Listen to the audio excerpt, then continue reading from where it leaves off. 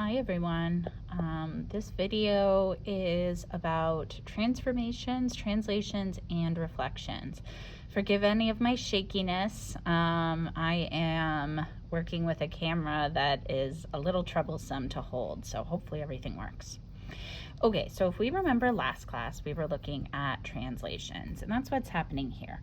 So when we're doing one of these, we want to think first of our parent function. And when we look at this, if we look at our parent function sheet tells us that this parabola is y equals x squared.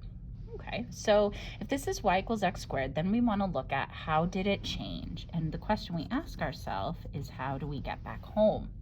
So if I look at this, here's my key point that I'm looking at, and it's normally right there.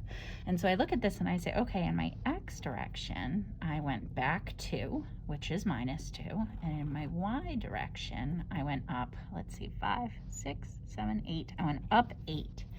And so I'm going to represent that in my coordinate as x minus 2, because I went back 2 to get back home, and then I went y plus 8. Okay, and so then when I look at my parent function, where I see a y, I'm going to now replace it with y plus 8. And where I see an x, I'm going to now replace it with x minus 2.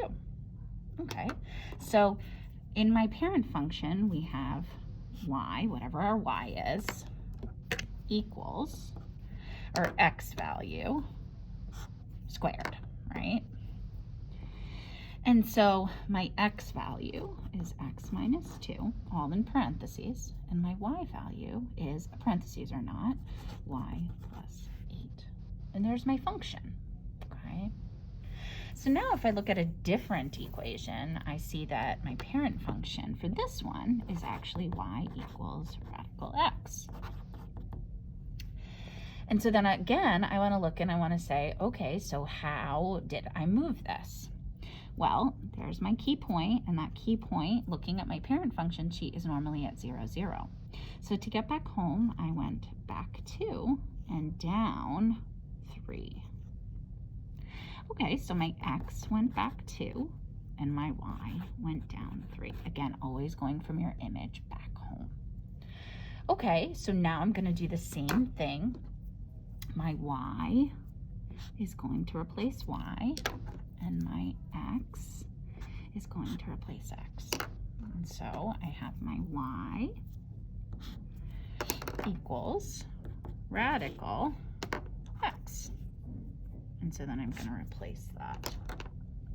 And so I get y minus 3, and then root x minus 2. There it is.